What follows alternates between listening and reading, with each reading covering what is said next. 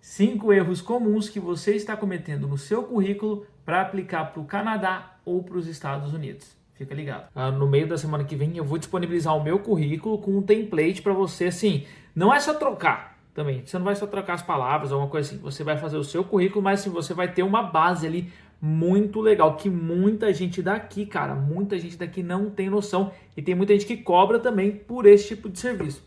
Não vou tirar o mérito de quem cobra, tá? Porque é difícil para você fazer o currículo de outra pessoa. Fazer o seu currículo, cara, fazer o meu currículo já foi difícil. Imagina outra pessoa fazendo o meu, né? Ou eu para fazer de outra pessoa. Mas enfim, vai te ajudar bastante aí, vai te adiantar e também vai salvar um pouquinho da sua grana, né?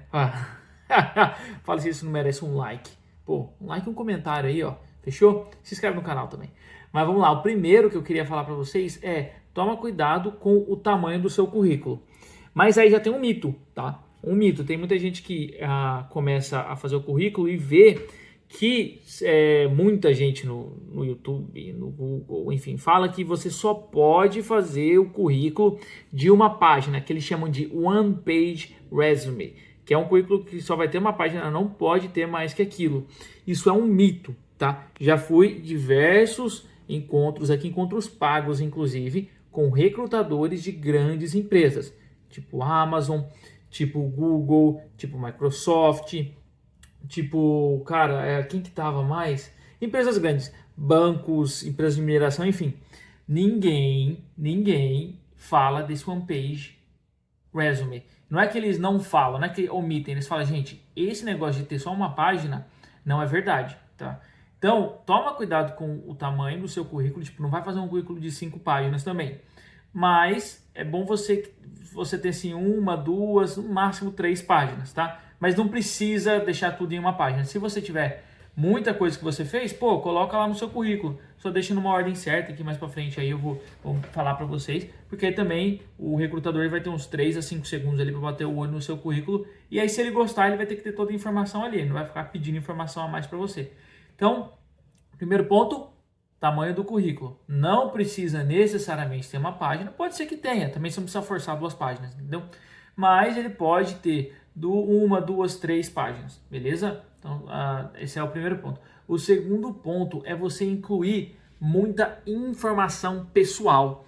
Então, quando você começa a incluir muita informação pessoal que não tem a ver muito com a sua carreira profissional, isso acaba deixando o seu currículo muito casual. O que você pode fazer é pegar as coisas que você gosta, tipo, sei lá, na minha vida, eu sempre ajudei na igreja. E aí, ajudando na igreja, eu liderei grupo de jovens, eu participei do louvor. Então, eu sei trabalhar em equipe, eu sei coordenar um grupo de pessoas, eu já organizei acampamento, então eu sei organizar eventos também. Então, uma coisa é eu colocar, participei da igreja, liderei, participei do grupo de adolescentes, participei do grupo de louvor. Não. Outra coisa é eu colocar da seguinte forma, mais ou menos, tá? Que aí no meu currículo depois eu vou mostrar para vocês. Mas, por exemplo, liderei um grupo de 30 pessoas. Não precisa nem falar que foi na igreja. Você pode colocar que é na igreja, tá? Não tem problema nenhum.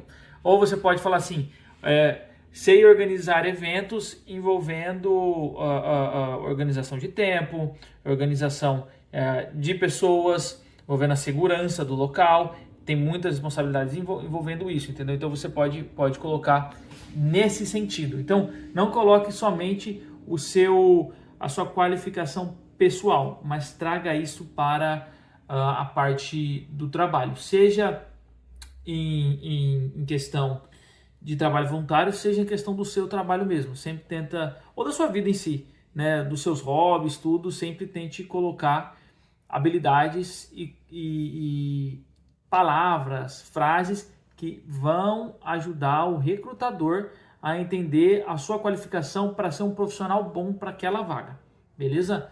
E aí também você coloca muito, tipo aqui no Canadá você não pode colocar foto, que pode ser considerado discriminação, entendeu? Então não pode, se tiver foto a pessoa vai deletar o seu currículo e acabar com a sua vaga ali mesmo, entendeu? Então normalmente a gente coloca o nome, o endereço, não o endereço completo, eu coloco só a cidade, então eu coloco tipo, Vancouver, British Columbia, coloco o telefone celular e o e-mail e o LinkedIn, acho que é isso, depois vocês vão ver lá também. Terceira coisa, mandar resumês, mandar currículo genérico para aplicação de qualquer vaga. Duas coisas com relação a esse aí, 2 subtópicos. Primeiro, tenha um currículo genérico que você vai conter tudo da sua vida, tudo ali. Plá, eu tenho um que ele vai ter umas 3 páginas. Por quê? Ele vai ter todas as minhas habilidades, seja de soft skills, seja de hard skills, todas as minhas vagas, tudo que eu fiz em cada vaga, todo o meu histórico, vai ter tudo. Esse é o meu currículo genérico. Eu não mando esse para aplicação de vaga, eu tenho esse como meu template. Por quê? Quando eu vou aplicar para alguma vaga, eu já tenho tudo escrito ali. Então o que eu faço? Eu dou um copy e cola, e aí eu tiro aquilo que não vai entrar para aquela vaga, que não vai ser pertinente para aquela vaga, e eu deixo aquilo que em destaque, aquilo que vai ser bom para aquela vaga, entendeu? Porque senão o cara ele começa a ler meu currículo, ele fala assim: "Ah, não gostei disso, eu não gostei daquilo, eu acho que o seu currículo foi", por exemplo, dar um exemplo mais prático, porque senão começa a ficar muito genérico. Mas, por exemplo, eu tenho experiência em análise e em engenharia de dados. Mas existem vagas que são mais para análise de dados e existem vagas que são mais para engenharia de dados. Então, dependendo da vaga que eu vou aplicar, se eu vou aplicar mais para vaga de análise de dados, eu deixo algumas das habilidades, algumas dos conhecimentos que eu tenho em engenharia de dados, eu deixo um pouquinho de lado e eu dou destaque mais para as de análise de dados. E aí eu faço o contrário quando eu vou aplicar para engenharia de dados. Ou até mesmo quando eu vou aplicar mais para um business analyst, que é um analista de negócio.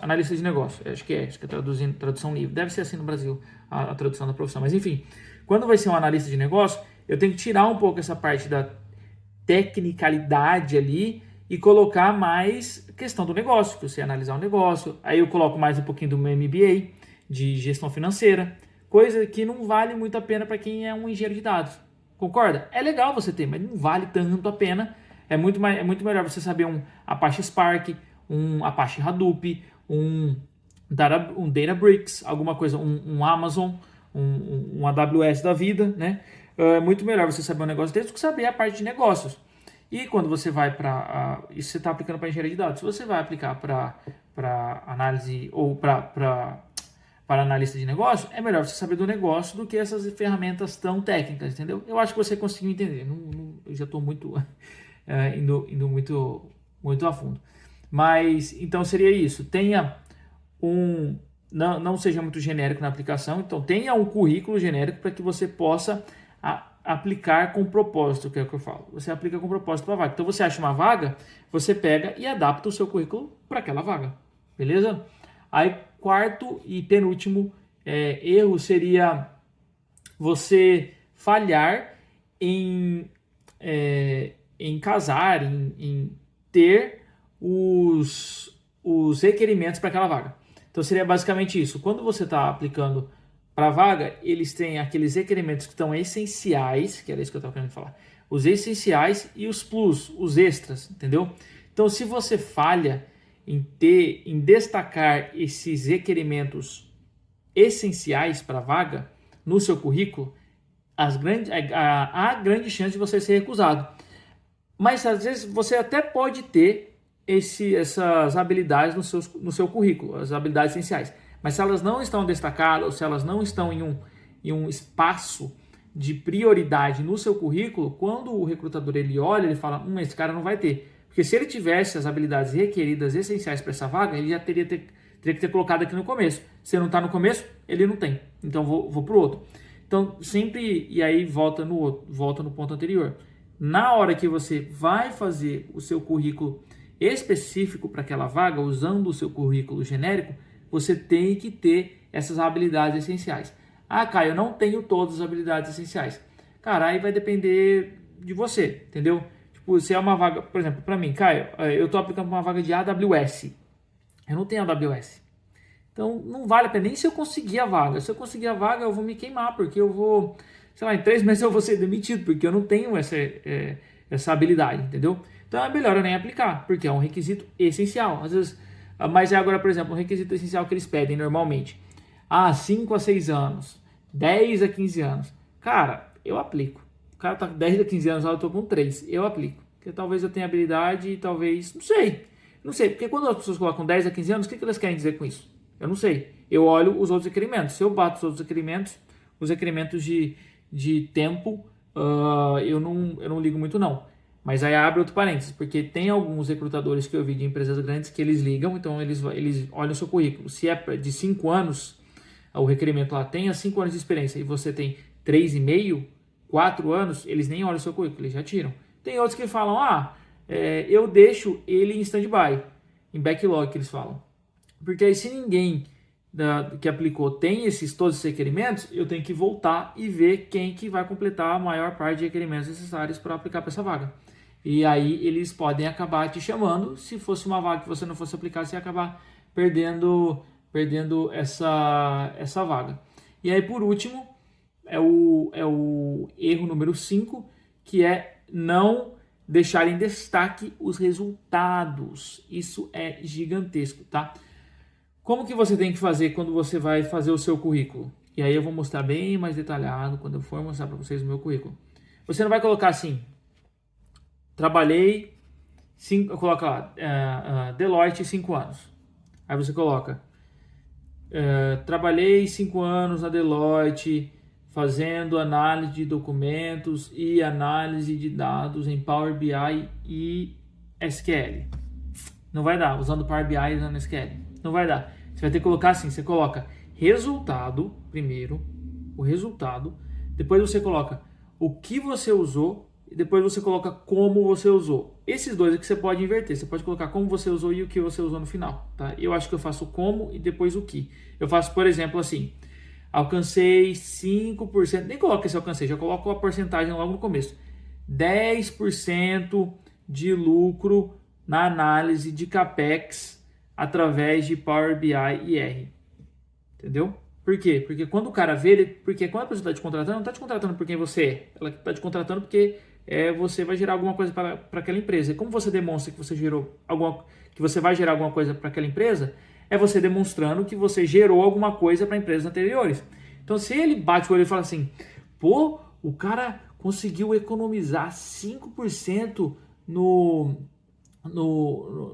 valor aqui de, sei lá, de transporte, pô, eu quero isso para minha empresa. Esse cara é um potencial. Ou ele fala, nossa, ele conseguiu otimizar 10% das vendas e fez análise de cliente e conseguiu otimizar 15% dos clientes para conseguir um upskilling, um upselling nos itens ou um cross-selling.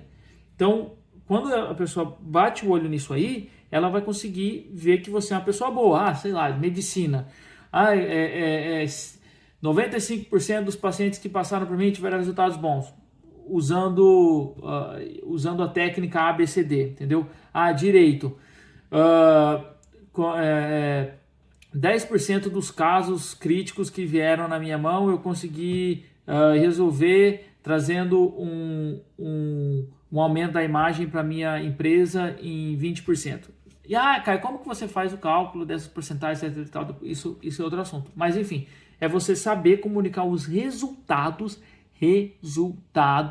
do seu trabalho.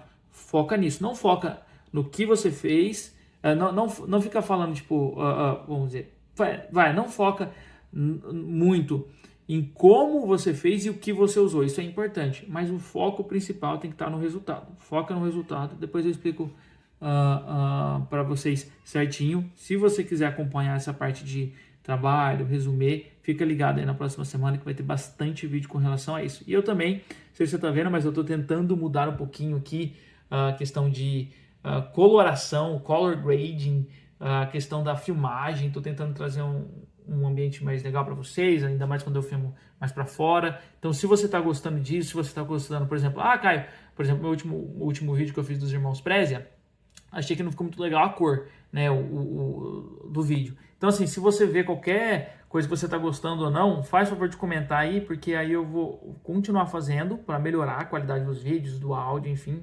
etc. Ou, se você não está gostando, vai falando que eu vou tentar melhorar, beleza? Tamo junto.